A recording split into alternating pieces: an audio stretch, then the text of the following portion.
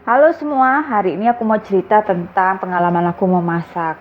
Akhirnya, nomor satu yang aku mau cerita adalah loyang silikon dari Jepang itu akhirnya berani juga aku pakai setelah aku lihat postingan di grup yang selama bertahun-tahun nganggur gitu, takut melumer apa gimana. Tapi ternyata oke. Cuma pada saat masukin ke ovennya agak klemer-klemer, jadi mending ada alas lah atau kasih loyang apa. Well, ini adalah eksperimen aku karena aku dapet labu kuning yang akhirnya aku jadikan puree dan aku memilih satu resep. Setelah cari-cari resep pengen bikin bolu labu kuning, tapi ternyata setelah aku eksekusi malam-malam loh, terniat banget ini bikinnya, malah jadinya bingka, kayak bingka Banjarmasin gitu, which is fine karena aku suka bingka, tapi di resep itu adalah bolu, jadi ekspektasi aku adalah bolu tapi ternyata jadi bingka. Akhirnya aku tetap menikmatinya karena rasanya enak sekali, nggak terlalu manis karena aku nggak suka terlalu manis ya. Jadi ini pas sih, isi bahannya itu enak gitu. Tapi yang aku mau bahas adalah kesalahan aku juga menggunakan api atas dan api bawah berbarengan. Jadi sehingga sebagian dari kue aku agak terlihat gosong ya di situ.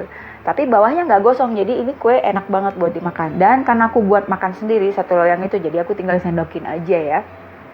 Nah guys, yang aku mau ceritakan adalah memasak itu semacam suatu petualangan. Kadang kita nemu resep, kita ekspektasinya begini, tapi ternyata nggak jadi seperti yang kita ekspektasi.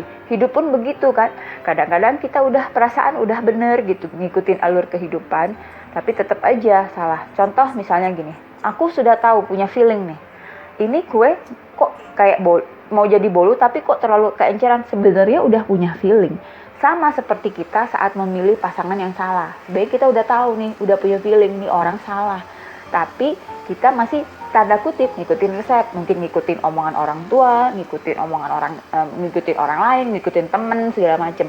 Tapi di dalam hati kecil sebenarnya kita udah tahu, oh ini orang yang salah, ini orang bukan yang tepat buat kita. Sama kan kayak kita ngikutin resep, berharap begini-begini. Tapi pada saat eksekusi kita sebenarnya udah tahu kok kayak gini adonannya gitu. Tapi tetap aja lanjutin gitu kan. Well, nggak apa-apa. Dari semua resep-resep yang kita gagal bikinnya, selalu ada ruang untuk belajar terus-menerus, introspeksi diri, dan selalu mencoba. Nah, tapi dalam hidup itu ada dua hal ya. Ada ruang untuk selalu berusaha dan ada ruang untuk nerimo. Nah, sebenarnya dalam kasus resep ini bisa kita cari lagi sih resep yang lain, coba lagi, jangan pernah nyerah. Jadi kalau kamu berhenti terus bersumpah tidak akan memasak lagi karena satu kegagalan, ya rugi sendiri. Siapa tahu besok malah kamu bisa menciptakan cake labu kuning yang lebih enak gitu dari semua resep-resep gagal yang pernah kamu cobain. Ini kucingku lucu banget.